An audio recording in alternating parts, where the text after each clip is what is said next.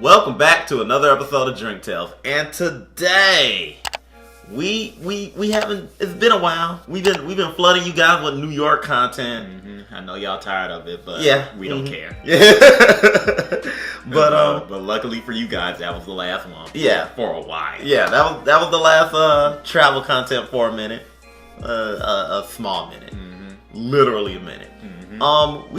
We got another review, so. You know how it always starts. We're walking around a liquor store, and we come upon this. Now, there's a little backstory, actually.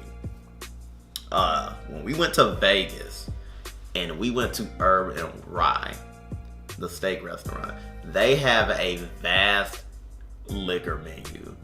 Not just cocktails. Like, their menu has, like, cocktails from different eras. They have, like, master mixologists there that make these drinks. Which, you know, every time we bring up herbs and rye, we need to remind people that the cocktail menu is amazing and that you guys should go there. Yes. Just go there and look at the menu. Yes, it's literally a book. And not only do they have like a ton of different cocktails from different eras of time, like Prohibition era, the 60s, 70s, things like that, but they also have like a full list of alcohol, period. Just different alcohol. And they section it off by like, you know, like rum, bourbon, things of that nature. Well, under the agave section, they had Sotol. And we had never had Sotol. So we were thinking, bet, we'll get one of these cocktails real quick and we'll get a shot of Sotol. Couldn't get a shot of Sotol because they didn't have it in stock. Yeah, for shame. Yes. So we went on for the rest of our trip thinking we're probably never going to get to try Sotol, at least for a while. That was back in November. The other day, we were walking into our local, well, I wouldn't say local, but local to where we work, liquor store. And lo and behold, we ran up on Sotol. Particularly, Hacienda De Chihuahua. And that wasn't even the only brand, ironically. Yes. You know, during our research on different liquors and stuff like that, we would hear about and read up on, specifically me, about the different agave spirits that exist out there. And, you know, there was tequila and there was mezcal. And, you know, right now, mezcal is kind of like, it's coming up as far as being known and everything like that. Right. People, within the last few years, people are starting to get hip to how great mezcal is. And then there was Ricela that I heard of. And my research for Ricela that I saw was basically that you couldn't get this stuff at the time, and this was like a few years ago. You couldn't get this stuff in the United States that easily. It was available like in 1 or 2 states, like out west, and that was it.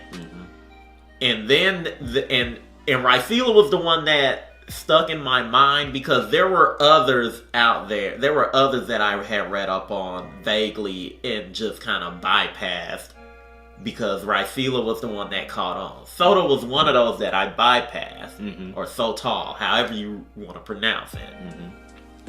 It was one of those ones that I bypassed because it was also one that, you know, like, I couldn't get it here.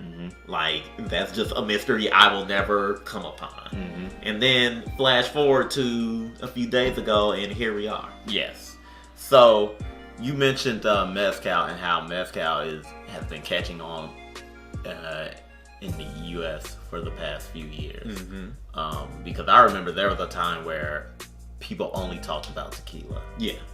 And now mezcal is becoming popular and has been becoming popular. I've noticed even over the past couple of years, I've noticed like our local liquor stores, they went from maybe having like 1 or 2 brands of mezcal, and like we're noticing how slow that the variety of mezcal is growing. And you know, if you're someone that goes in the liquor store frequently, and you go around in the tequila section, you'll probably see like a couple. You probably have seen over the years like 1 or 2 bottles that are recognizable because of the labeling and whatnot. One specifically, I don't know the name all the way, but like it's a more prominent label. But you've seen it. It's in the green. It has the green label with yellow and red. I think Vita is part of the name of the brand. I can't think of it right now. If you see the bottle, you'll know exactly what I'm talking about. As a matter of fact, we'll throw it here. We'll probably throw a picture up right there if we can find a picture of it.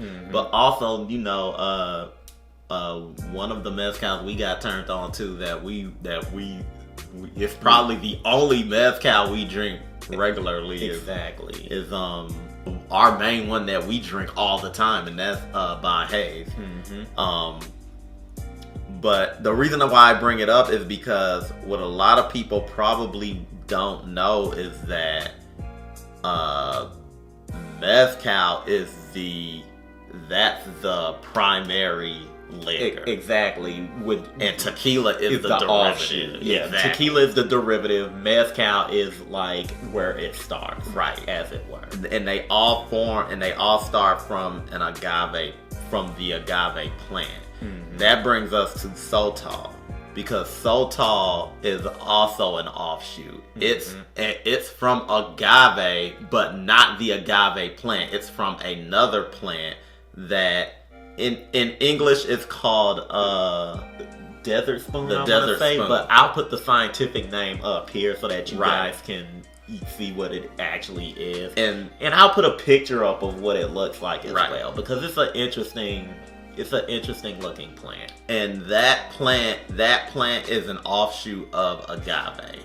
It's like from a different family, but they all come from agave, if I read that correctly, if the research serves correct. And that's where Sotol comes from. And Sotol is, as a liquor, it is primarily known as being like the liquor in Chihuahua, Mexico. It's considered their main liquor. And correct me if I'm wrong, and feel free to correct me in the comments if any viewers know more about the subject than I do. But if I read correctly, I think they only make this in Chihuahua, Mexico.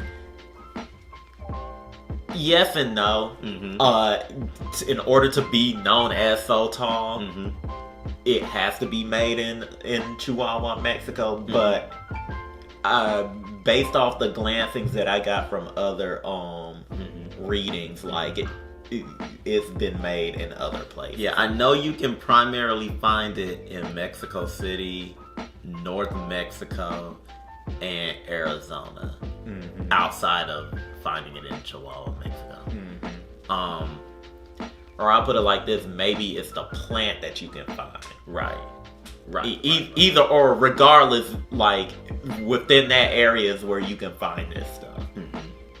But needless to say, one of our little side missions is we've been trying to find and get a chance to taste and experience all the derivatives of mezcal. We lucked up and ran up on Ricilla last year at the Tequila Festival. We weren't even expecting to see Ricilla or Sotol or any other derivative, but we ran up on Ricilla, so we got to taste that. And today we've got Sotol, so we're gonna give that a little taste. And they're selling Ricilla. You know, we found Ricilla as well as this in the same place. Yes, and so the liquor store we went to, Local Vine. Yeah, Local Vine out in Cobb County. That's the first time we've seen both Ricela and Sotol in stores in Atlanta. Maybe it is in other stores in Atlanta, and we just hadn't gotten to those stores before we got to Total Vine. But Total Vine is the first for us that we've seen them in. So this was clearly a treat for us.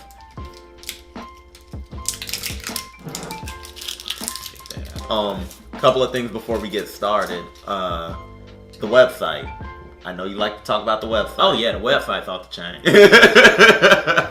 Yeah, go look at the website. They give you a history on how this stuff is made. Mm-hmm. They tell you about the background of the people that run this particular distillery and everything like that. Mm-hmm. They give you recipes. The recipes look very tasty and are interesting to try. Mm-hmm. And then they tell you about all the different offshoots that they have of this like the different flavors of different brands, the different premiums and things like that. Mm-hmm. So I'm ready. I'm super excited. Another thing we should mention now, from what I understand and what we read, the taste of Sotol is supposed to have a vegetal or grassy taste, as it were. Mm-hmm, mm-hmm. So I'm wondering, what that's going to taste like in a agave spirit. Because like with mezcal, you have the smoky flavor, and then tequila doesn't have that smoky flavor. Like, I'm interested to see, how that translates. One more thing. Mm-hmm. I know I'm ready to go, but we have literature. Oh. So let's see what we got here. Non-stop travel from the desert to you. Full white agave flavor. Very good. Recommended. Concludes dry, vegetal, and earthy. Okay. Well, this is a little long. And it's history, actually. Okay. Sotol, like tequila, is a kind of mezcal. It is an extraordinary pure nectar, highly prized for more than 800 years for its rich flavors. It is made from a wild agave plant that grows only in the high Chihuahuan desert in northern Mexico. See, I was right. Where it stores vast amounts of natural energy as it endures the bitter winter chill and torrid summer heat for as long as 15 years. Sotol Hacienda De Chihuahua Plata is our purest version of this exquisite spirit. Either mixed or straight, it offers the fullest wild agave taste and complexity which differentiates it from any other beverage. The Hacienda Tabala. Okay, that's it. I'm not gonna read the rest. So, let's get down to tasting. Of course, we gotta get our smell. You get that tequila smell. That's kind of a salty, buttery smell. You know the one. So,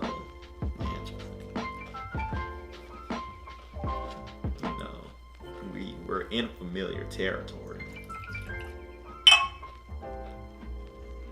That should be enough.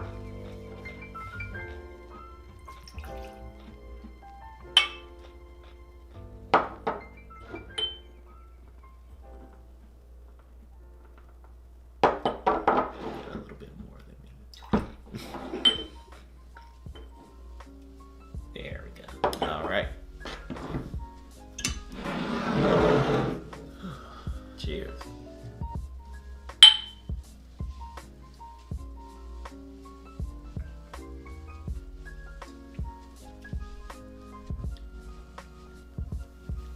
I see where the vegetal taste comes from. I get a very clean taste from this. I get clean, sweet.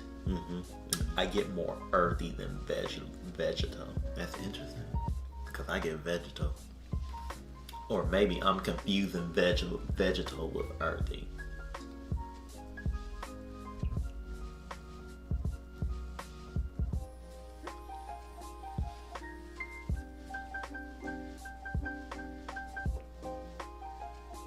I'm getting grassy on the back end.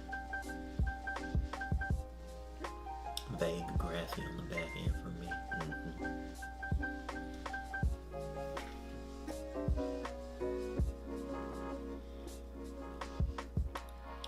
That sweet is a kind of a spicy sweet, if you know what I mean.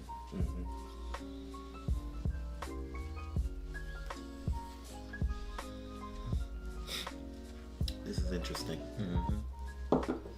Cocktails made with this.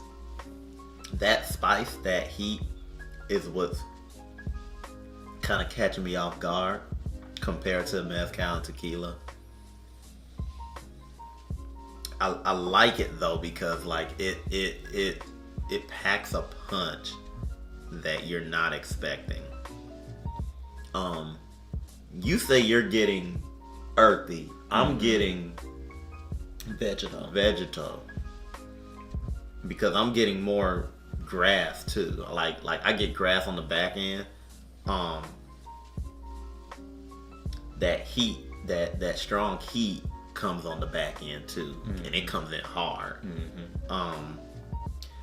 Wow, not as no smoky, or at least very little smoky flavor, which is fine. This is very interesting because, like, I can just imagine cocktails made with this. Yeah, like, me too. Like, imagine, like first of all, imagine the typical agave cocktails, like margaritas, Sotol sunrises, I guess.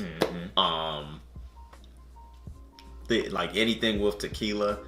Imagine those with Sotol and how much of a punch they pack. And I see why it's considered such a premium flavor because that's straight. Because plata means like it didn't sit. Like they pulled that and they didn't let it age or sit. That's like straight immediately when they were done making it, like in the bottle shipped on. Yeah, and then you got you got that one. You got the one that's aged for 6 months, and then you got the Año, which is aged for at least a year. They didn't have that one at the store. They had this one and the Reposado. So I'm gonna put it like this. I'm guessing that for our first taste of Sotol, getting it like unfiltered like that, I can only imagine. Well, not even unfiltered, just unaged. Getting it unaged like that was probably the best way to go as our first tasting of this. Yeah.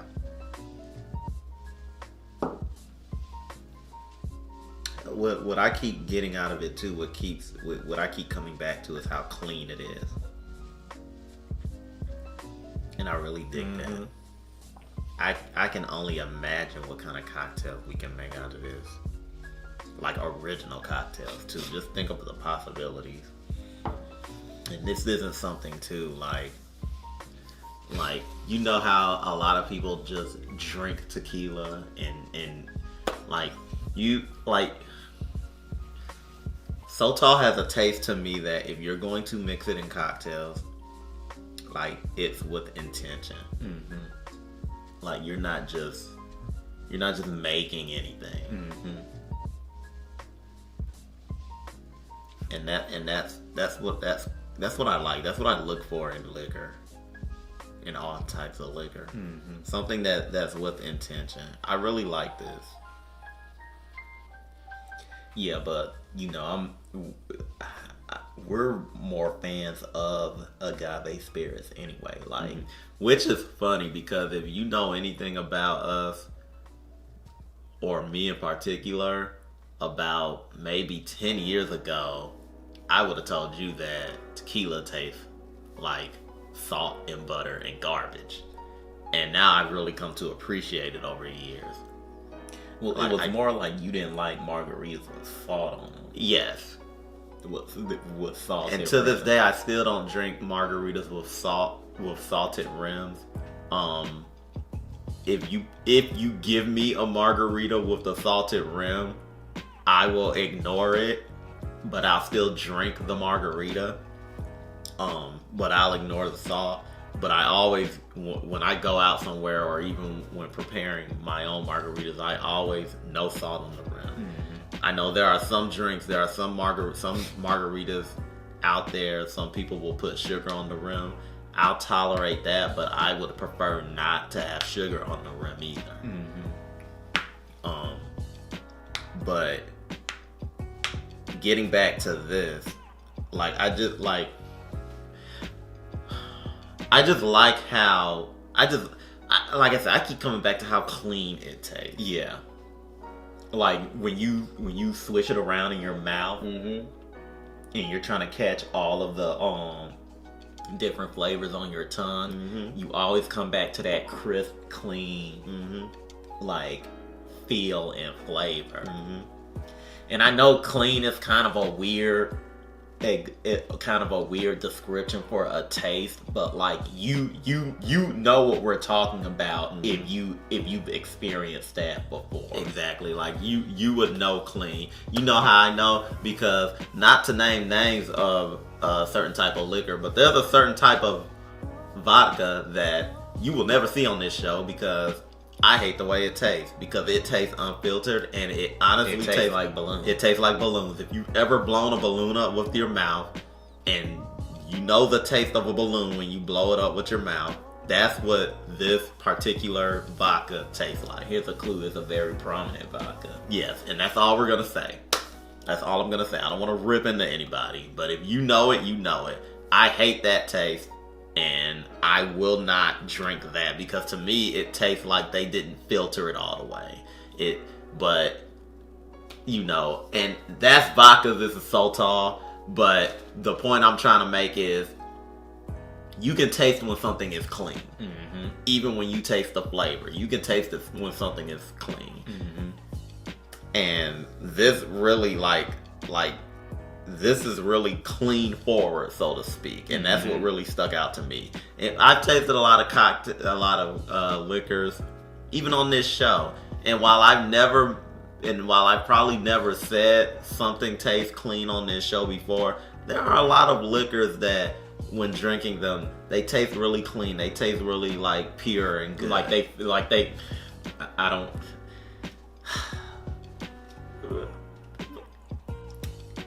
This is gonna sound weird when I say this, but it feels real good in your mouth. Stop it. But be that as it may, like, this is a prime example of one that's like just really clean and really good, and I really enjoy it. If we're scoring now, I'm going 9. Actually, I'm going 10. Oh. Yeah, I'm going 10. I'm gonna just go ahead and go 10. Okay, the 9.5 for me. Okay. I cannot wait to see. Make a drink with this? Yeah, exactly. I could go several directions with this. Mm-hmm. I like to play to the vegetal notes of this. Mm-hmm. You know, maybe do something with the different herbs that you can get. I just don't know what that would be though, because like, and this probably wouldn't go with anything, but I'm gonna see what I can do. But the first thing that comes to mind, I'm thinking of stuff like and keep in mind, I'm just naming herbs, you know. This isn't anything, like, I haven't even figured out if this is even gonna work, but like, the first thing that comes to mind when I think of a drink to do with this, as far as ingredients, I'm thinking like rosemary, thyme, for some reason basil, there's some other stuff out there, you guys, you know. I mean, I'm pretty sure mint is pretty basic. Yeah, but I mean, they've done a mojito with it on their website, so I don't want to go down that road. But maybe, you know, I could take the mojito as a base for a cocktail build and play with that. I'm also thinking of playing to the spicy notes and maybe adding a spicy and enhancing that spiciness with I know we got some Ancho Reyes kicking around here. Maybe that'll work with it. But also I'm thinking, I don't know if I'm like there are different directions I'm thinking about going with this. And these are the ingredients and stuff that are popping up in my head. So bear with me, guys. Right. With that said and done, though, that'll do it for this episode of Drink Tales. Be sure to like and subscribe. Hit that bell so that you're notified of all content coming to the channel. Also, check us out on Facebook, check us out on Twitter, and check us out on Instagram. And guys, share the content around. Exactly. Have you guys seen Sotol in your local liquor stores? If you have, let us know. Maybe we're dumb, and maybe it's everywhere, and we just weren't paying attention until the other day. I don't know. And I feel like that's not the case, but be that as it may, we could be wrong. Yeah, because I'm not dumb. Also, any other agave spirits that we didn't mention here that are maybe kicking around in the U.S. Perhaps you guys could send us a bottle. Or let us know where they're at. We'll make our way. Work some stuff out. Exactly. Let's talk about it. Exactly. We just want to talk. All we want to do is talk and drink, but all we want to do is talk. But that'll do it for this episode of Drink Tales, everyone. And until next time.